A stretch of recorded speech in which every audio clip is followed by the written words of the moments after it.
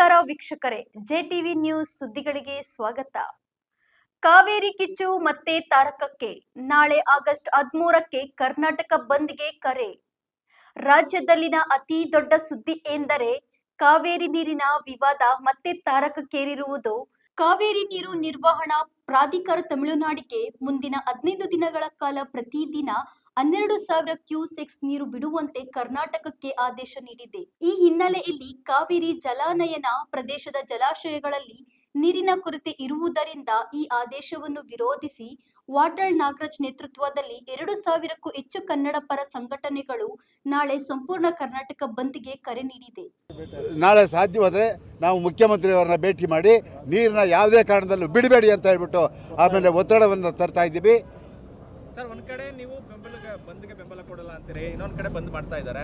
ಮತ್ತೊಂದ್ ಕಡೆ Tamil Nadu supreme court ಹೋಗಿದೆ, ಅಲ್ಲಿ ನಮ್ಗೆ 40 TMC ಅದೇ ಹೇಳಿದ್ದು, ಅದೇ 12,000 ಕ್ಯೂಸೆಕ್ ನೀರು ಬಿಡಿ ಅಂತ ಹೇಳಿದ್ದಾರೆ. ಅವೈಜ್ಞಾನಿಕವಾದಂಥ ತೀರ್ಪನ್ನು ಕೊಟ್ಟಿದ್ದಾರೆ.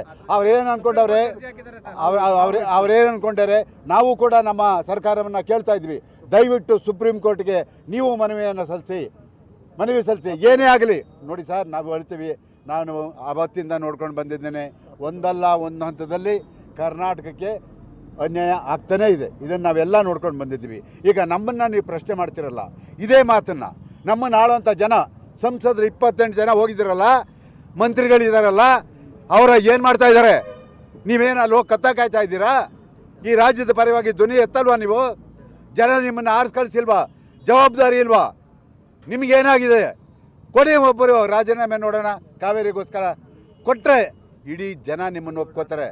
1991ರಲ್ಲಿ ಬಂಗಾರಪ್ಪನವರು ಮಂತ್ರಿಗಳಾಗಿದ್ದಾಗ, ಮುಖ್ಯಮಂತ್ರಿ ಆಗಿದ್ದಾಗ ನೀರಿಲ್ಲ ಅಂತ ಹೇಳಿ ಸುಗ್ರೀವಾಜ್ಞೆ ಹೊರಡಿಸಿದ್ರು. ಆ ಶಕ್ತಿ ಇವತ್ತು ಯಾರಿಗಿದೆ ಹೇಳಿ? ಇವತ್ತು ಆ ಕೆಲಸನ ನಾನು ಮಾನ್ಯ ಮುಖ್ಯಮಂತ್ರಿಯವರಲ್ಲಿ ಮನವಿ ಮಾಡ್ಕೊಳ್ತೀನಿ.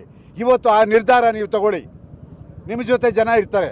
ಆ ನಿರ್ಧಾರವನ್ನು ನೀವು ಇವತ್ತು ಏನು ಚರ್ಚೆ ಮಾಡ್ತಾ ಇದ್ದಾರೋ, ಇವತ್ತು ಮಾತುಕತೆ ಆಡ್ತಾ ಇದ್ದಾರೋ, ಅಲ್ಲಿ ನಿರ್ಧಾರ ತಗೊಂಡು ನೀರು ಬಿಡಲ್ಲ, ನಾವು ಸುಪ್ರೀಂ ಕೋರ್ಟ್ಗೆ ಮನೆಗೆ ಹೋಗ್ತೀವಿ ಅಂತ ಆ ತೀರ್ಮಾನ ಇವತ್ತು ನೀವು ರೈತರ ಪರವಾಗಿ ತಗೋಬೇಕು ಅಂತ ಒತ್ತಾಯ ಮಾಡ್ತಾ ಇದ್ದೀನಿ.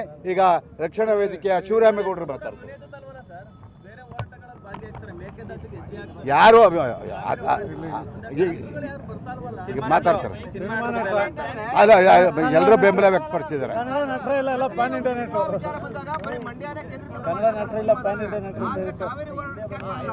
ಇಲ್ಲ, ಈಗ ನೋಡಿ,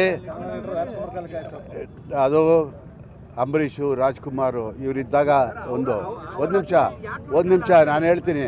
ಅವತ್ತು ಕರ್ನಾಟಕ ಚಲನಚಿತ್ರ ವಾಣಿಜ್ಯ ಮಂಡಳಿ ಸಭೆಯನ್ನು ಕರೆದು ಈ ಹೋರಾಟದಲ್ಲಿ ನಾವು ಸಂಪೂರ್ಣವಾಗಿ ಭಾಗವಹಿಸ್ತೀವಿ ಅಂತ ಹೇಳಿಬಿಟ್ಟು ಅವ್ರು ಈಗಾಗಲೇ ಪತ್ರಿಕಾಗೋಷ್ಠಿಯನ್ನು ಮಾಡಿ ಹೇಳಿದಾರಲ್ವಾ?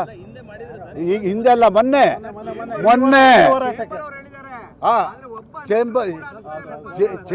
ಚೇಂಬರ್ ಹೇಳಿದ ಮೇಲೆ ಆದರೂ ಎಲ್ಲರ ಧ್ವನಿ ನಾನು ಹೇಳೋದು ಬರಬೇಕು. ಅಲ್ಲಲ್ಲ, ಅವರ ನೈತಿಕತೆ ಇದ್ದರೆ, ಅವ್ರಿಗೆ ಈ ರಾಜ್ಯದ, ಈ ಭಾಷೆ, ಈ ನೆಲ ಜಲದ ಮೇಲೆ ಗೌರವ ಇದ್ದರೆ ಯಾರು ಹೇಳಿಸ್ಕೋಬಾರ್ದ್ರಿ. ಈ ಹೋರಾಟಕ್ಕೆ ತಾನಾಗಿ ಬಂದರೆ ದೊಡ್ಡ ಮನುಷ್ಯ ಆಗ್ತಾರೆ. ಇವತ್ತು ಅಂಬರೀಷ್ ಅವರಾಗಲಿ ಇನ್ನೊಬ್ಬರಾಗಲಿ ಹೇಳಿಸ್ಕೊಂಡು ಬರ್ತಾ ಇದ್ರ?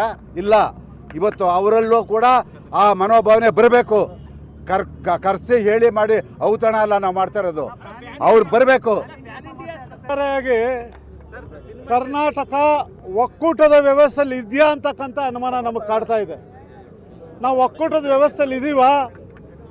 ಹೇಗಾಗಿದೆ ಪರಿಸ್ಥಿತಿ? ನಮ್ಮ ಹೊಟ್ಟೆಗೆ ಇಟ್ಟಿಲ್ಲ, ಕಂಡವ್ರಿಗೆ ಜುಟ್ಟಿಗೆ ಮುಲಿಗೆ ಕೊಡುವಂಥ ಪರಿಸ್ಥಿತಿ ಇವತ್ತಾಗಿದೆ. ಇದನ್ನು ಕಣಿಸಿ ನಮ್ಮ ಭಾವನೆಗಳನ್ನ ವ್ಯಕ್ತಪಡಿಸ್ತಾ ಹೋರಾಟಗಳನ್ನ ಮಾಡ್ತಾ ಇದ್ದೀವಿ. ಕಾವೇರಿ ವಿಷಯದಲ್ಲಿ ಈಗ ಇರಬೇಕಾದಂಥ ಗಂಭೀರ ಚಿಂತನೆ ರಾಜ್ಯ ಸರ್ಕಾರದ್ದು. ನಮ್ಮ ರೈತರ ಹಿತವನ್ನು ಕಾಪಾಡಬೇಕು. ಈಗಲೂ ಸಹ ಕೆರೆ ಕುಂಟೆಗಳು ತುಂಬಿಲ್ಲ, ಇಲ್ಲೆಲ್ಲ ಸೂಳೆ ಕೆರೆ ಅಂತ ಇದೆ ಅಂತ ಕೇಳ್ಪಟ್ಟೆ. ಅದಕ್ಕಿನ್ನೂ ಸಾಕಷ್ಟು ನೀರು ಬೇಕು. ಮೊದಲು ಸರ್ಕಾರ ನೀರನ್ನು ಬಿಡುವಂಥ ಕೆಲಸ ಮಾಡಲಿ, ನಮ್ಮ ರೈತರ ಹಿತವನ್ನು ಕಾಪಾಡಲಿ. ಆ ಒತ್ತಾಯವನ್ನು ಸರ್ಕಾರಕ್ಕೆ ಹಾಕ್ತೀವಿ. ರಾಜಕಾರಣಿಗಳು ಗೊತ್ತಿದೆಯಲ್ಲ ತಮಗೆ, ನಿಶಬ್ದವಾಗಿ ನಿಷ್ಕ್ರಿಯವಾಗಿ ನನಗೇನು ಸಂಬಂಧ ಇಲ್ಲ ಅಂತ ಇದ್ದಾರೆ. ಫಸ್ಟ್ ಆ ಮುಟ್ಟಾಳ್ರಿಗೆ ಲೋಕಸಭೆಯಲ್ಲಿ ಕಾವೇರಿ ಬಗ್ಗೆ ಧ್ವನಿ ಎತ್ತುವಂಥ ಕೆಲಸವನ್ನು ಮಾಡಬೇಕು ಅಂತದ್ದು ಸಂಸದರಿಗೆ ಈ ಒಂದು ಸಂದರ್ಭವನ್ನು ಸರಿಯಾಗಿ ಬಳಸ್ಕೋಬೇಕು. ನಾಡಿನ ಜನರ ಪರವಾಗಿ ನಿಲ್ಲಬೇಕು. ಕೆರೆ ಕುಂಟೆಗಳಿಗೆ ನೀರು ತುಂಬಿಸ್ಬೇಕು. ನಮಗಾಗಿರೋ ಅನ್ಯಾಯದ ಬಗ್ಗೆ ಸುಪ್ರೀಂ ಕೋರ್ಟಲ್ಲಿ ಮೇಲ್ಮನವಿನ ಪ್ರಾಮಾಣಿಕವಾಗಿ ರಾಜ್ಯ ಸರ್ಕಾರ ಸಲ್ಲಿಸಬೇಕು. ಜೊತೆಗೆ ಮೇಕೆದಾಟು ಯೋಜನೆ ಇದೆಯಲ್ಲ, ಈಗ ನಮ್ಗೆ ಹಸಿರು ನಿಶಾನೆ ಸಿಕ್ಕಿದೆ. ಕೂಡಲೇ ಅದರ ಹೆಸರಲ್ಲಿ ಅಧಿಕಾರಕ್ಕೆ ಬಂದರು, ಸಂಕಲ್ಪ ಮಾಡಿದ್ರು. ಆ ಒಂದು ಮೇಕೆದಾಟು ಯೋಜನೆನ ಕೂಡಲೇ ಪ್ರಾರಂಭ ಮಾಡಿ ಈ ಸಂಕಷ್ಟ ಸೂತ್ರಕ್ಕೆ ಪರಿಹಾರ ಸಿಗುತ್ತೆ. ಹಾಗೆ ಉತ್ತರ ಕರ್ನಾಟಕದ ಕಳಸಾ ಬಂಡೂರಿ ಮಹದಾಯಿ ಯೋಜನೆಯು ನೆನೆಗುದಿಗೆ ಬಿದ್ದಿದೆ. ಅದಕ್ಕೂ ಕಾಯಕಲ್ಪವನ್ನು ಮಾಡಬೇಕು ಅನ್ನೋ ಒತ್ತಾಯವನ್ನು ಇಡೀ ರಾಜ್ಯದ ರೈತರ ಹಿತಾಸಕ್ತಿಯಿಂದ ಈ ಹೋರಾಟಕ್ಕೆ ಬೆಂಬಲವನ್ನು ಕೊಡ್ತಾ ಇದ್ದೀವಿ. ನೋಡಪ್ಪ, ಕನ್ನಡ ಸಿನಿಮಾ ನಟರು ಈಗ ಇಲ್ಲ, ಈಗಿರೋದು ಪ್ಯಾನ್ ಇಂಡಿಯಾ ಸಿನಿಮಾ ನಟರು. ಯಾರಾದ್ರೂ ಕನ್ನಡ ಸಿನಿಮಾ ನಟರು ಇದ್ದಾರಾ? ರಾಜ್ಕುಮಾರ್, ಅಂಬರೀಷ್, ವಿಷ್ಣುವರ್ಧನ್ ಕಾಲಕ್ಕೆ ಆಗೋಯ್ತು. ಈ ಪ್ಯಾನ್ ಇಂಡಿಯಾ ನಟರನ್ನ ಕಟ್ಕೊಂಡು ಏನು ಅವ್ರು ಬಂದ್ರೆ ನಿಜವಾದ ಹೀರೋಗಳು ನೀವು ಬೀದಿಗಿಳಿದಾರಲ್ಲ, ಇವ್ರುಗಳು ಹೀರೋ, ಅವರೆಲ್ಲ ನಕಲಿ ಹೀರೋ, ರೀಲಲ್ಲಿ ಹೀರೋ. ನಿಜವಾದ ಹೀರೋ ಇವ್ರನ್ನ ನಂಬ್ಕೊಂಡು ಹೋರಾಟ ಮಾಡೋಣ. ಅವ್ರನ್ನ ನಂಬ್ಕೊಂಡ್ರೆ ಮಂಡ್ಯ ಸಿಗೋದು, ಇವ್ರನ್ನ ನಂಬ್ಕೊಂಡ್ರೆ ಅನ್ನ ಸಿಗುತ್ತೆ. ಆದ್ರಿಂದ ಅನ್ನ ಸಿಗೋ ಕಡೆ ನಮ್ಮ ಹೋರಾಟ ಮಾಡೋಣ. ಧನ್ಯವಾದ.